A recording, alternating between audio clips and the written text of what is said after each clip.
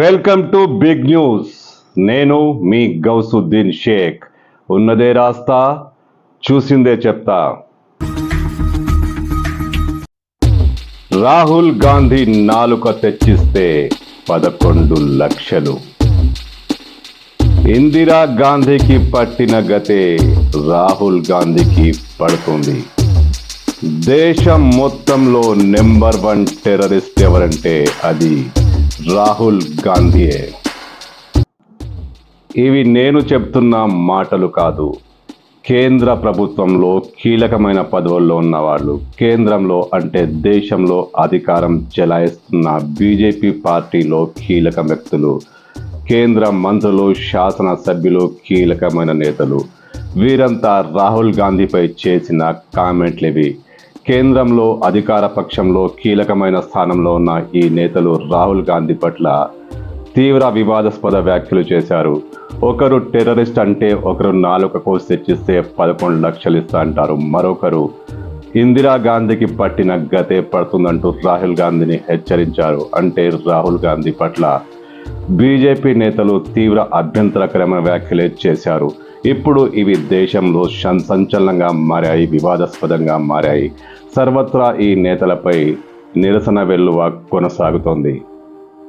Rahul గాంధీపై BJP నేతలు చేసిన వివాదాస్పద వ్యాఖ్యల వెనుక రాహుల్ గాంధీని హతమార్చాలనే కుట్ర ఉందంటూ కాంగ్రెస్ పార్టీ ఆరోపించింది. కాంగ్రెస్ కీలక నేతలు పలు సందర్భాల్లో జరిపిన ప్రెస్ కాన్ఫరెన్స్లో ఈ విషయమై చాలా నిక్కచ్చిగా మాట్లాడారు. బీజేపీ ఇంకా ఈ విషయంలో మౌనంగా ఉందంటే, బీజేపీ అగ్రనేతలు ఈ విషయంలో మౌనంగా ఉన్నారంటే ఖచ్చితంగా ఇలాంటి వివాదాస్పద వ్యాఖ్యలు చేసిన వారికి బీజేపీ అగ్రనేతల సహాయ సహకారాలు ఉన్నాయి, వారి ప్రోత్సాహం ఉంది. ఇది రాహుల్ గాంధీ హత్యకు ఖచ్చితంగా కుట్రే అనుకోవచ్చంటూ కాంగ్రెస్ పార్టీ కీలక నేతలు వ్యాఖ్యానించారు.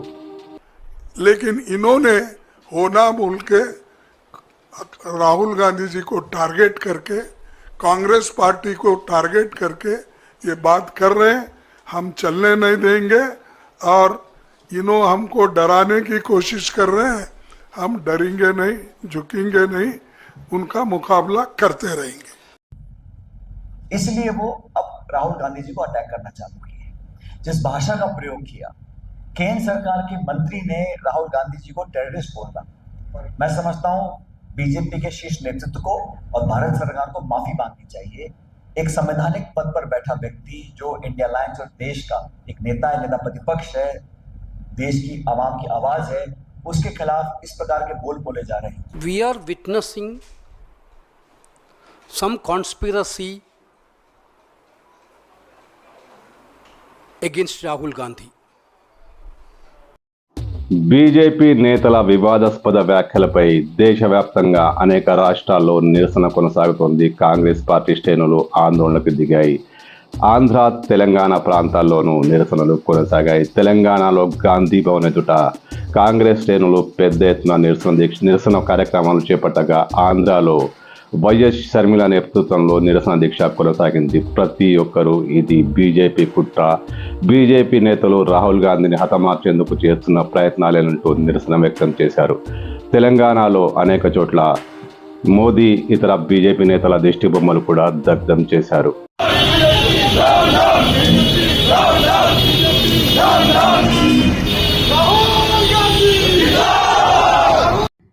సినిమాలో ఒక భోగమేషం వేసేటువంటి కంగనా రావత్ గారు రాహుల్ గాంధీ గురించి మాట్లాడే నైతిక హక్కు ఉందా అని అడుగుతా ఉన్నాను. రాహుల్ గాంధీ కుటుంబం ఈ దేశంలో త్యాగాలు చేసినటువంటి కుటుంబం ఏదైతే, రాహుల్ గాంధీ గారు ఈరోజు లీడర్ ఆఫ్ అపోజిషన్, అలాంటి కాంగ్రెస్ పార్టీ నాయకుడిని పట్టుకొని బీజేపీ పార్టీ వాళ్ళు చేస్తున్న వ్యాఖ్యలైతేనేమి, టెర్రరిస్ట్ అని కానీ, రాహుల్ గాంధీ గారిని చంపేయాలి అని కానీ ఇలాంటి వ్యాఖ్యలు చేస్తున్నా కూడా బీజేపీ పార్టీకి చెందిన నాయకులు, మోడీ గారైనా అమిత్ షా గారైనా పెదవి విప్పడం లేదు.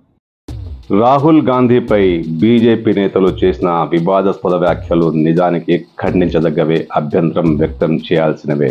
కానీ బీజేపీ అగ్రనేతలు ఈ విషయంలో మౌనంగా ఉన్నారు. ఇది ఖచ్చితంగా బీజేపీ అగ్రనేతల సహాయ సహకారాలతో జరిగిందంటూ కాంగ్రెస్ పార్టీ ఆరోపిస్తోంది.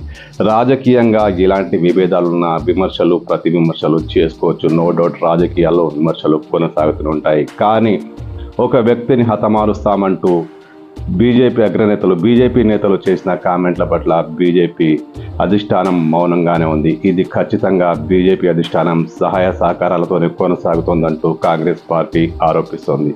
ఈ విషయంలో న్యాయస్థానంలో పోరాటం చేయాలని కాంగ్రెస్ పార్టీ డిసైడ్ అయింది.